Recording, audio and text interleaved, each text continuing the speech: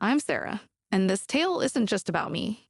It revolves around the life I shared with Matthew, my husband, and how everything we constructed together slowly unraveled. We encountered each other in college, two dreamers with aspirations as lofty as the skies. Matthew was the type of guy who could illuminate a room with his laughter, simple yet captivating, always offering a kind word for everyone. We fell in love, graduated, and by chance, started our careers at the same company. Life was good, straightforward, and blissfully happy. Our evenings were the highlight of my days. We returned home, cooked together, and exchanged stories about our work. Matthew was an excellent listener, always intrigued by my day and my ideas. He was supportive, proud of our equal standing at work and our shared ambitions.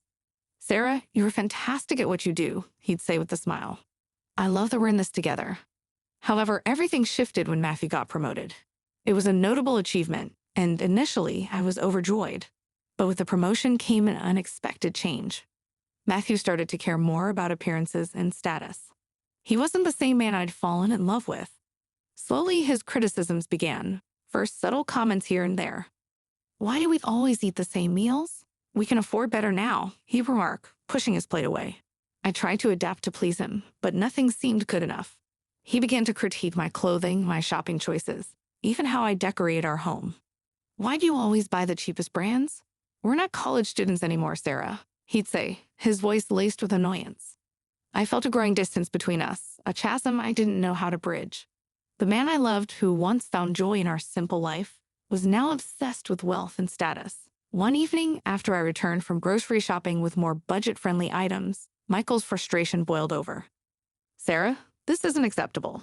You're still dressing and shopping like we're on a tight budget. You don't match my status," he said coldly. His words marked the end of our simple, happy days. That was the moment I realized how much he had changed, how much our life had diverged from the path we once walked together. It was the beginning of the end, the start of a journey I never expected to take. As days turned into weeks, the strain in our relationship deepened. Michael's constant critiques about how I didn't match his status weighed heavily on me. I missed the man he used to be, the one who found joy in our simple life together. But as his obsession with wealth and appearances grew, our connection continued to fade. In the midst of this growing distance, life threw us a curveball. I discovered I was pregnant. The news brought a mix of emotions, joy, fear, and a glimmer of hope that this might bring us back together. Michael's reaction to the pregnancy was surprisingly warm. "Really? We're going to have a baby," he exclaimed, his voice filled with excitement. For the first time in months, I saw a spark of the old Michael.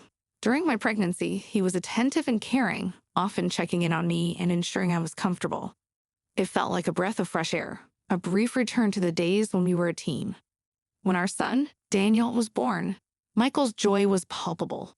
Holding Daniel for the first time, he looked at me with tears in his eyes. "He's perfect, Sarah. We made this beautiful boy," he said, his voice choked with emotion. The early days with Daniel were a blur of sleepless nights and new routines. Still, they were also filled with moments of tenderness and joy. Michael, despite his busy schedule, tried to be there for Daniel's first milestones. Watching him with our son, I saw glimpses of the man I had fallen in love with. With Daniel's arrival, our relationship found a temporary peace. The arguments and criticisms subsided, replaced by shared moments of wonder over our son. It was as if Daniel's presence healed some of the fractures in our marriage. I cherished this period, hoping it would last. Maybe this was the turning point we needed, but deep down, I couldn't shake the feeling that this was just a brief respite, a calm before another storm. For now, though, I held on to the hope that our family could find its way back to the happiness we once knew. Life with a newborn was a whirlwind, and for a while, it seemed to bridge the gap between Michael and me. But as Daniel grew, and the novelty of new fatherhood faded for Michael, old patterns began to resurface. Michael's work consumed him more than ever, and when he was home, his attention was more focused on showing off Daniel than actually bonding with him. He would buy our son the most expensive toys and clothes, things a toddler would never appreciate. One evening, I found Michael online, browsing through a list of elite prep schools. He didn't even look up as I entered the room. "Sarah, I'm thinking of enrolling Daniel in St. James Academy. It's the best in the city," he said, not asking but telling. I sat beside him, trying to keep my voice calm. "Michael, he's just 2. Do we really need to send him to such an expensive school?" He finally looked at me, his expression one of disbelief. Of course we do. He's my son. He deserves the best. But he needs time to be a kid, Michael. Love and attention, not just the most expensive things. I argued, feeling a familiar frustration. Michael shook his head, dismissing my concerns. You don't understand, Sarah. It's about giving him opportunities I never had. This is our new normal.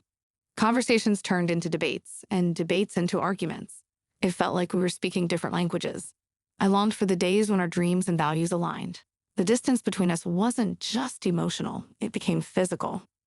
Michael often returned late from work, long after Daniel and I had dinner. One night, when he came home at an ungodly hour, I couldn't hold back my frustration. Michael, it's past midnight. You missed dinner again. Daniel asked about you, I said, my voice laced with exhaustion. He shrugged off his coat, weary yet indifferent. I'm the head of the department now, Sarah. These late nights are just part of the job. But what about us, Michael? What about your family? I pleaded, hoping to reach some part of the men I married. He paused, his face a mix of fatigue and annoyance. I'm doing all this for our family, Sarah. You and Daniel are living comfortably because of my hard work. I wanted to argue, to tell him that comfort wasn't just about money, but I was too tired. It was the same argument, and I knew I couldn't change his mind. As I lay in bed that night, listening to the faint clicks of his laptop from the other room, I realized that our little family was drifting apart. My husband, once my partner in every aspect of life, was now a stranger living under the same roof. We were connected only by a shared past and a son who deserved better than this growing void between his parents. It was during one of those long, silent evenings that I made a decision. I needed to go back to work, to find a piece of the woman I used to be before the distance with Michael grew too vast. The perfect opportunity came when a position opened up at my old company, the same place where Michael and I had started our journey together. Feeling a mix of nervousness and excitement, I decided to broach the subject with Michael. Michael, I've been thinking of going back to work. There's an opening in my old department, I said, hoping for his support. His reaction was immediate and strong. Go back to work? Why? Why would you need to do that? I'm making more than enough for both of us, he replied, barely looking up from his laptop. I tried to explain, it's not about the money, Michael. It's about me, about feeling like I'm contributing, being part of a team again. Michael finally looked at me, his expression one of disapproval. You can contribute by taking care of Daniel and the house. That's your team now. I couldn't hide my frustration, but I need more than that. I want to use my skills, feel professional achievement again. Besides, it's good for Daniel to see both his parents working. Michael stood up, his voice rising. You going back to work, especially at my company, is not a good idea. What will people think? That I can't provide for my family? I was taken aback by his attitude. So this is about your image, your status? He ignored my question and continued, look at yourself, Sarah. You've changed. You've let yourself go since having Daniel. His words were like a slap in the face. I felt my cheeks burning with a mix of anger and hurt. What do you mean I've let myself go? You know what I mean. You've gained weight. You hardly take care of yourself. It's not a good look, especially not for the wife of department head, he said, his tone cold and detached. I was speechless, my heart pounding in my chest. The man who once loved me for who I was now stood there criticizing my appearance, my worth. Frankly, he added, I would be embarrassed to have you working at the company looking like this. I stood there frozen as he walked out of the room. His words echoed in my mind, a cruel reminder of how far we had drifted apart. That night, I lay awake, Michael's words replaying over and over. It was clear now, the man I married, the man I loved was gone, replaced by someone I no longer recognized. The days following Michael's harsh critique were some of the loneliest I had ever experienced. His words had cut deep, leaving me to question not just our relationship, but my self-worth. In the mailbox one day, I found a bouquet of flowers with a card that read, to the woman with a SME, I was greeted with warmth and understanding. It felt good to be back, to be productive, and to engage with colleagues who respected and valued me. David, too, was adjusting. He missed his father, but we made sure he had regular visits. I wanted to ensure that, despite everything, he had a relationship with Michael. After all, whatever had happened between Michael and me, he was still David's dad. One evening, as I tucked David into bed, he looked up at me with his big, innocent eyes. Mommy, are you happy? He asked. I was ready to face it head on. As I drifted off to sleep, I realized that this wasn't just a new beginning. It was a chance to write my own story on my own terms. With that thought, I welcomed the challenges and opportunities that lay ahead, ready to embrace them with an open heart and newfound strength. Days turned into weeks, and my return to work became a source of empowerment.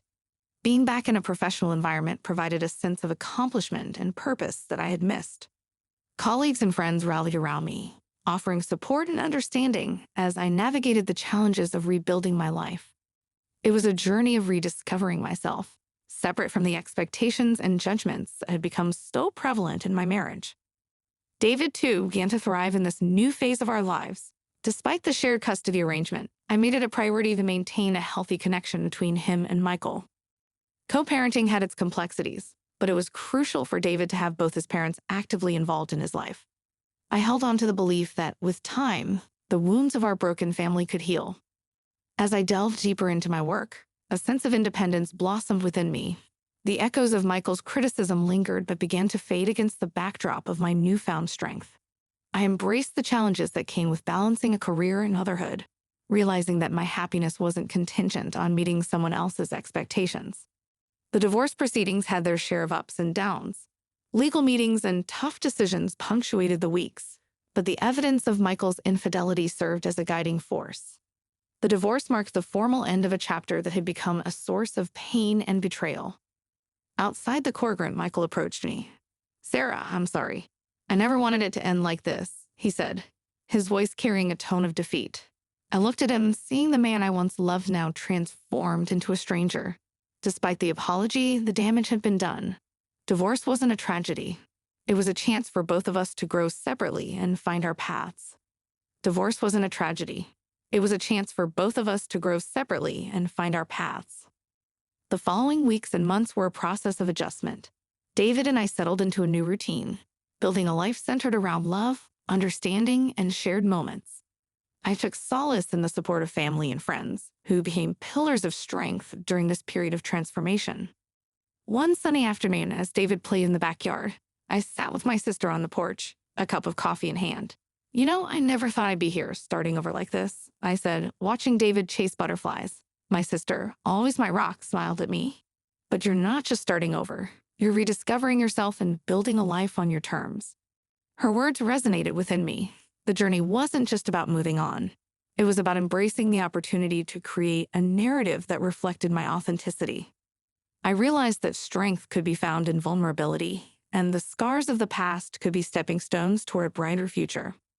The divorce settlement brought with it a sense of closure, a legal acknowledgement of the end of a chapter that had shaped a significant part of my life. The terms were fair, ensuring stability for both David and me. As I signed the final documents, a weight lifted off my shoulders, and a renewed sense of freedom enveloped me.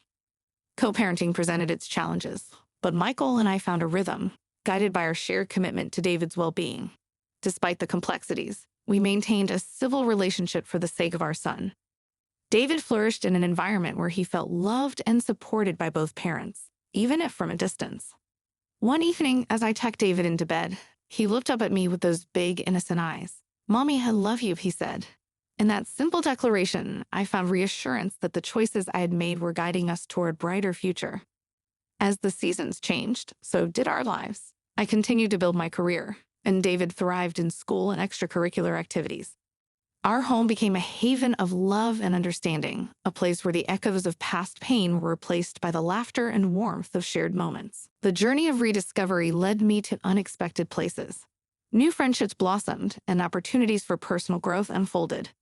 I learned that strength wasn't just about endurance. It was about resilience and the willingness to embrace change.